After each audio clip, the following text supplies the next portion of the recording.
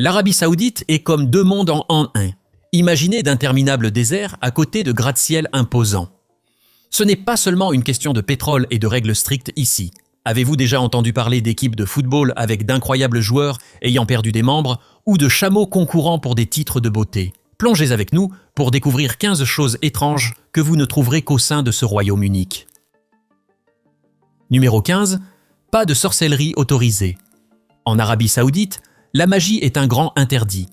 Les tours de magie, les sorts, la divination et même la lecture sur les sorciers et les sorcières sont strictement interdits. Le pays considère la magie et la sorcellerie comme des déformations de ses croyances religieuses. Pour s'attaquer à ce problème, l'Arabie Saoudite a mis en place une équipe spéciale appelée le Comité pour la promotion de la vertu et la prévention du vice. Cette équipe éduque les gens sur les raisons pour lesquelles la magie est considérée comme nuisible, identifie les individus qui la pratiquent et retire les objets liés à la magie. Depuis 2009, le comité s'emploie activement à trouver les personnes impliquées dans des pratiques magiques. Ils ont découvert de nombreux individus s'adonnant à la magie, y compris des travailleurs étrangers accusés d'utiliser la magie pour nuire aux autres et des citoyens saoudiens qui possèdent des livres sabés ou des vidéos de magie ou prétendent avoir des capacités surnaturelles comme voler ou guérir. Croyant que de telles histoires peuvent induire les jeunes en erreur, le comité a confisqué et détruit de nombreux livres de Harry Potter, des jouets et d'autres articles liés à la magie. Numéro 14. L'eau est trop chère. Croyez-le ou non, en Arabie Saoudite, l'eau coûte en fait plus cher que le pétrole parce qu'elle est si rare dans les régions désertiques chaudes. En 2019, la Banque mondiale a rapporté qu'un mètre cube d'eau coûtait 9 centimes, tandis qu'un litre de pétrole ne coûtait que 6 centimes. Cela signifie que l'eau est environ 1,5 fois plus chère que le pétrole. En moyenne, chaque personne en Arabie Saoudite a accès à seulement 89,5 mètres cubes d'eau par an. Pour mettre cela en perspective, la moyenne mondiale est d'environ 6000 mètres cubes par personne. C'est une énorme différence. L'Arabie Saoudite obtient son eau principalement en la pompant du sous-sol et en enlevant le sel de l'eau de mer. Cependant, à mesure que plus d'eau est pompée des puits souterrains, les nappes phréatiques dont ils dépendent diminuent rapidement. Dessaler l'eau de mer est également coûteux et consomme une grande quantité d'énergie, environ 15% de cette énergie provenant du pétrole. Pendant ce temps, la demande en eau ne cesse de croître en raison de l'augmentation de la population, de l'expansion des villes, de l'accroissement des usines et des activités agricoles supplémentaires. En 2020, la population était de 35 millions, et on s'attend à ce qu'elle atteigne 45 millions d'ici 2050. Ce qui signifie qu'encore plus d'eau sera nécessaire. L'agriculture à elle seule utilise 80% de l'eau, mais l'eau ne contribue qu'à 2% à l'économie de l'Arabie Saoudite. Pour faire face à la rareté de l'eau, l'Arabie Saoudite prend des mesures comme augmenter les prix de l'eau, réduire l'aide financière et encourager les gens à utiliser moins d'eau. Ils ont un programme appelé 4A, qui vise à réduire la consommation d'eau de 43% d'ici 2030 grâce aux efforts de conservation. Numéro 13. Pas de travail, tout prier. En Arabie Saoudite, la vie quotidienne tourne autour des 5 temps de prière. Lorsqu'il est l'heure de prier, le pays entier se met en pause. Les magasins ferment, les affaires s'arrêtent et les activités cessent. Cela se produit parce que les gens suivent une routine centrée sur ces moments de prière. Mais comment savent-ils quand il est l'heure de prier? Tout est question d'observer le soleil qui se déplace dans le ciel. L'Arabie Saoudite utilise la méthode al-Qura, une façon spéciale de calculer les heures de prière basée sur la position du soleil. Ainsi, lorsque le soleil atteint un certain point, chacun sait qu'il est temps de faire une pause. Pendant ces moments de prière, les individus quittent leurs tâches. Ils ferment les magasins et les restaurants et vont prier. Chaque pause de prière dure environ 15 à 20 minutes. Les visiteurs peu familiers avec cette pratique pourraient être surpris par ces fermetures soudaines. Cependant, pour les habitants, ces pauses sont des moments importants. Ils se reconnectent avec leur foi et font une brève pause dans leurs activités quotidiennes. Cette pratique garantit que chacun a la possibilité de prier sans distraction. Il ne s'agit pas de rendre les choses difficiles, mais de donner à chacun la chance de se concentrer sur ce qui compte le plus pour lui. Ainsi, en Arabie Saoudite, quand il est temps de prier, tout le reste peut attendre. Numéro 12. Pas de contraception. L'Arabie Saoudite est un pays avec beaucoup de traditions. Et ces traditions affectent la manière dont les gens peuvent accéder à la contraception.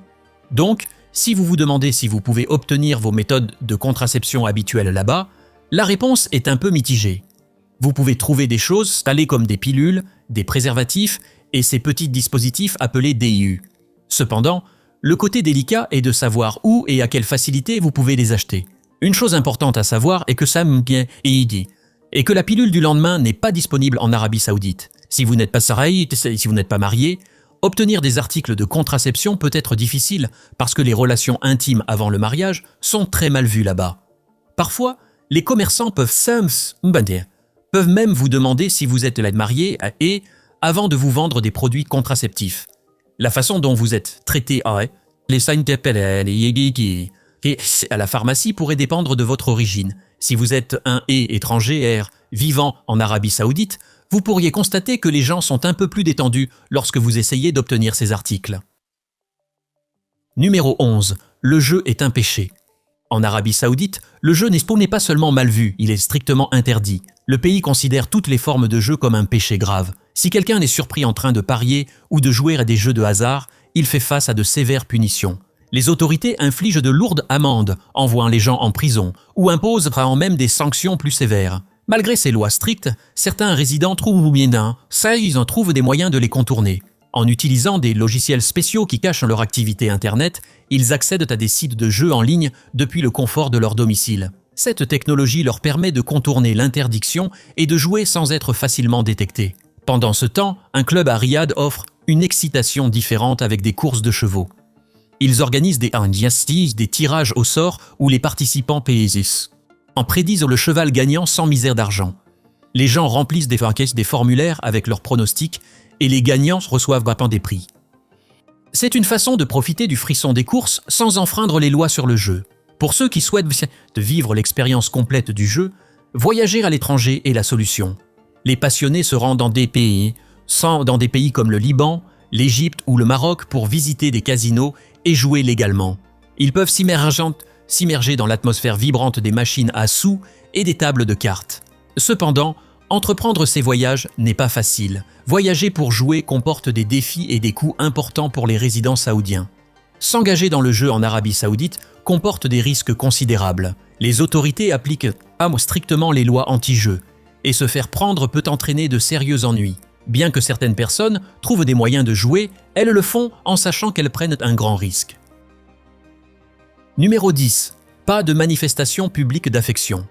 Alors, vous pensez à visiter l'Arabie Saoudite et vous êtes probablement curieux de savoir ce qui est autorisé et ce qui ne l'est pas. Eh bien, voici un point important. L'Arabie Saoudite interdit les manifestations publiques d'affection. Cela signifie pas de se tenir la main, pas de câlin et certainement pas de baiser dans les lieux publics.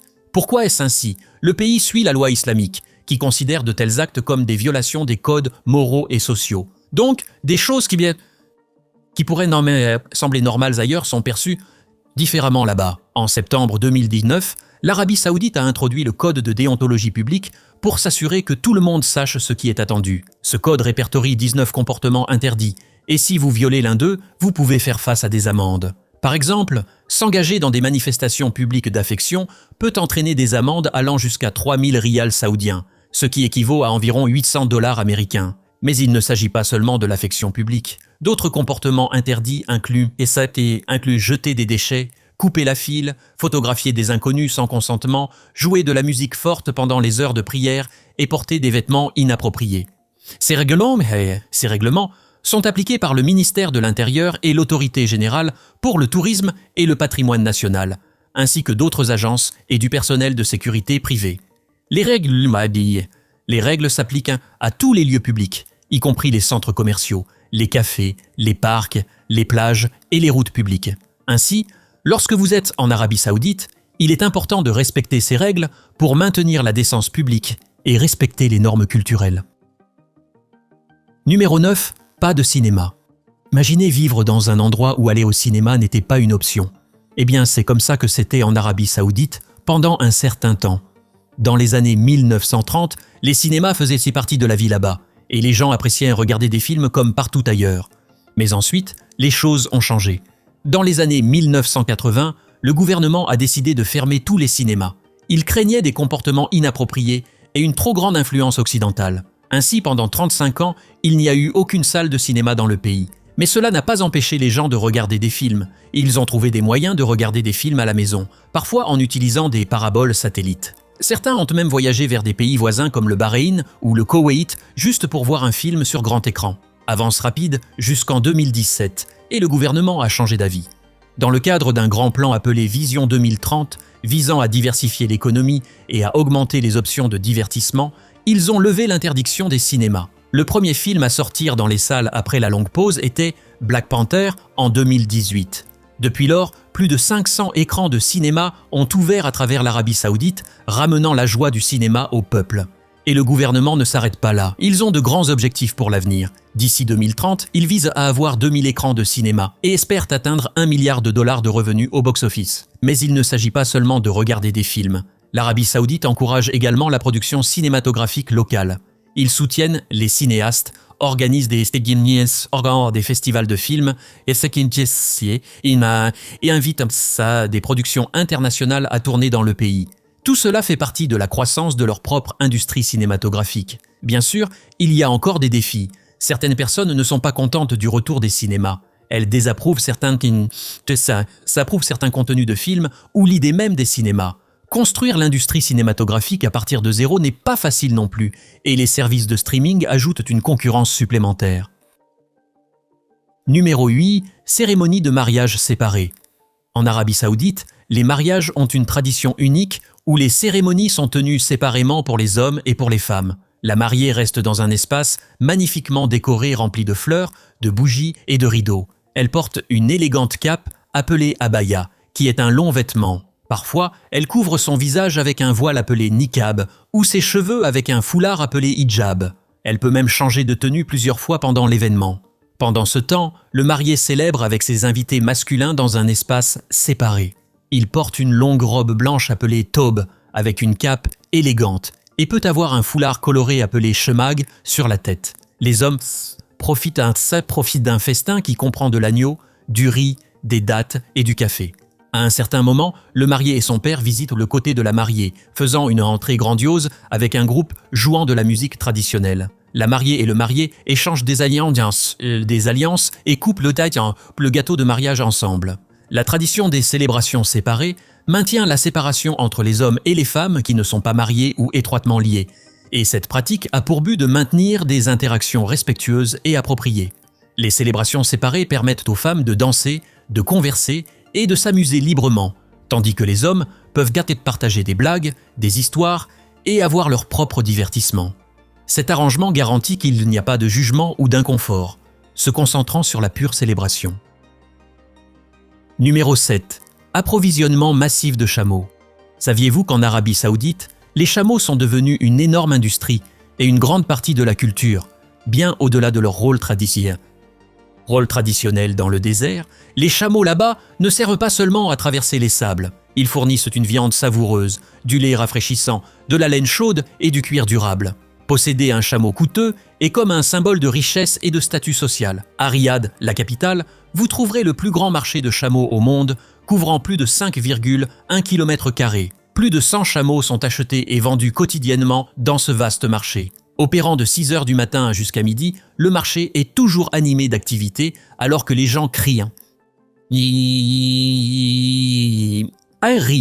et marchandent énergiquement pour obtenir les meilleures offres. Les commerçants classent méticuleusement les chameaux par âge, sexe, couleur, lignée et qualité. Certains chameaux sont vendus pour des prix allant jusqu'à 2667 $ américains. Ajoutant à l'atmosphère vibrante, les commerçants bédouins exhibent fièrement leurs chameaux, les montent et chantent des chants traditionnels. Numéro 6. La police morale.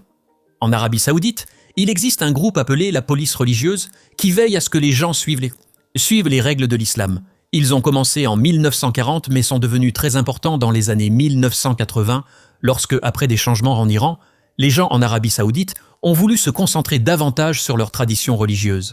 Cette police religieuse promeut les bons comportements et prévient les mauvais selon les enseignements islamiques. Ils surveillent comment les gens s'habillent, si les hommes et les femmes interagissent et si tout le monde assiste aux prières. Ils ont le pouvoir d'arrêter les personnes qui enfreignent les règles islamiques et de les traduire devant les juges. Le groupe est assez grand, avec entre 3500 et 4000 agents, des milliers de bénévoles et 10 000 employés de soutien. Le dirigeant de la police religieuse occupe une position gouvernementale de haut rang et parle directement au roi. Alors que certains citoyens les soutiennent pour préserver les traditions islamiques, d'autres critiquent leur méthode rigoureuse. En raison de cela, le roi saoudien et le prince héritier ont mis en place des réformes pour limiter leur pouvoir, comme les empêcher de poursuivre les gens ou de les interroger sans autorisation. Leurs actions sont basées sur une interprétation stricte de l'islam qui a commencé en Arabie Saoudite dans les années 1800. Des groupes similaires existent dans d'autres pays comme l'Iran, le Soudan, l'Indonésie et le Nigeria, tous visant à guider leur peuple selon leurs croyances religieuses. Numéro 5. Pas de rivière du tout. Pouvez-vous imaginer un pays sans aucune rivière? Eh bien, l'Arabie Saoudite est l'un des plus grands pays du monde et il n'a pas une seule rivière qui le traverse. Comme les précipitations sont rares dans cette nation désertique, ils ont dû élaborer des moyens intelligents pour collecter et stocker l'eau lorsqu'il pleut. Quand la pluie tombe enfin, l'Arabie Saoudite collecte l'eau précieuse derrière des barrages. Ils ont construit plus de 522 barrages pour capturer autant d'eau de pluie que possible. Ces barrages agissent comme de gigantesques réserves, conservant l'eau pour quand elle est le plus nécessaire. Mais l'eau de pluie n'est pas leur principale source d'eau. La véritable bouée de sauvetage vient de l'eau souterraine. Une partie de cette eau souterraine est reconstituée par les rares pluies, mais une grande partie ne l'est pas. L'eau souterraine non renouvelable est ancienne, pensée à des milliers d'années, et elle est utilisée rapidement. La surexploitation de cette eau ancienne, surtout pour l'agriculture, cause de sérieux problèmes parce qu'une fois qu'elle est partie pour de bon. Pour compenser la pénurie, l'Arabie Saoudite se tourne vers la mer.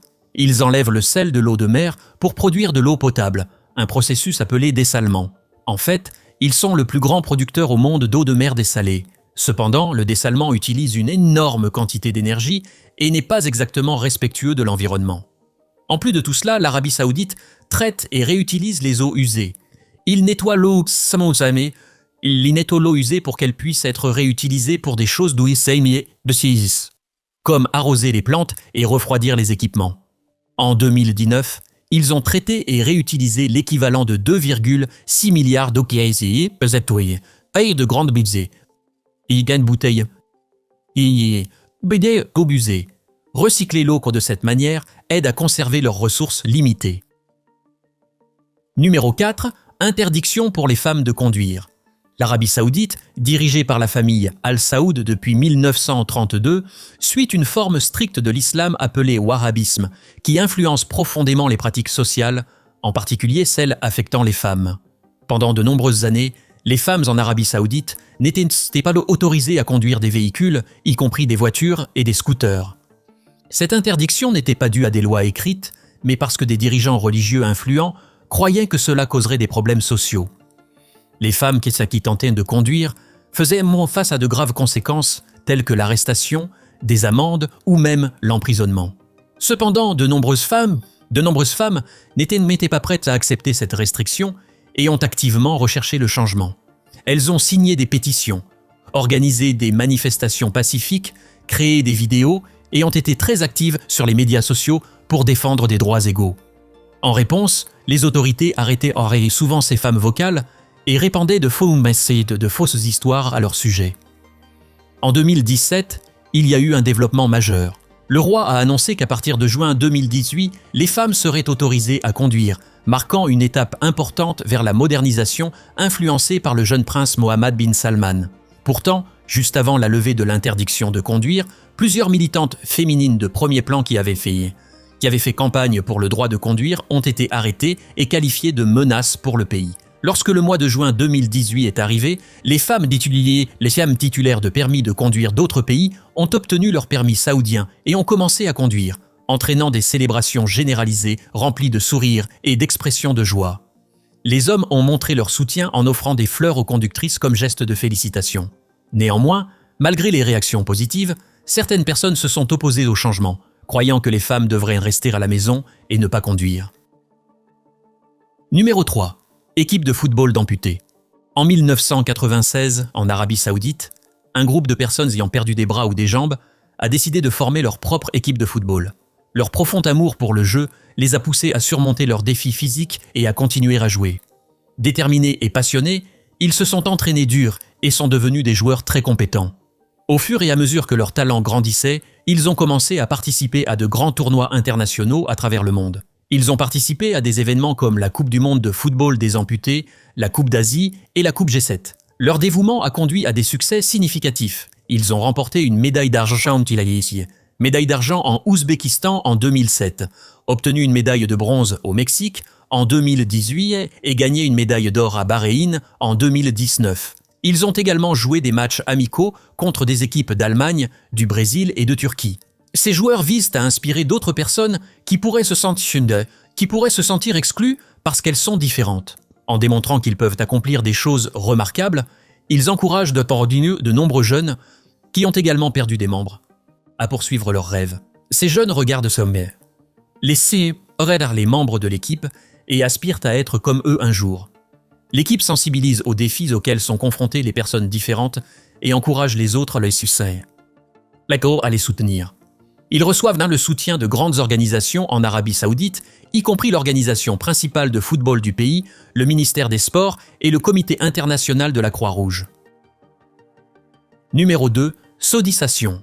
L'Arabie Saoudite a un plan appelé Saudisation, qui vise à donner plus d'opportunités d'emploi aux citoyens saoudiens et à dépendre moins des travailleurs étrangers. Pour soutenir cet objectif, les travailleurs étrangers doivent payer des frais pour continuer à travailler dans le pays et certains emplois sont réservés exclusivement aux Saoudiens. En 2011, le ministère du Travail et du Développement social a introduit le programme Nitakat, ce qui signifie catégorie en arabe. Ce programme classe les entreprises en fonction du nombre de ressortissants saoudiens qu'elles emploient, en utilisant des couleurs pour représenter différents niveaux. Platine est le niveau suisse et le niveau le plus élevé, et rouge est le plus bas. Les entreprises qui emploient un pourcentage plus élevé de Saoudiens atteignent des niveaux plus élevés comme platine et reçoivent des avantages tels qu'une accélération des procédures administratives et des privilèges spéciaux. D'un autre côté, les entreprises avec moins d'employés saoudiens tombent dans les niveaux inférieurs et peuvent faire face à des pénalités pour ne pas employer suffisamment de travailleurs saoudiens. La politique de saudisation a été lancée pour faire face au chômage parmi les citoyens saoudiens qui était de près de 13% en 2020. En outre, l'Arabie Saoudite veut diversifier son économie au-delà des revenus pétroliers, donc elle travaille vers sa vision 2030 pour devenir une nation de premier plan sur la scène mondiale. Numéro 1. Pas d'amour dans l'air. En Arabie Saoudite, la Saint-Valentin n'est pas célébrée ouvertement.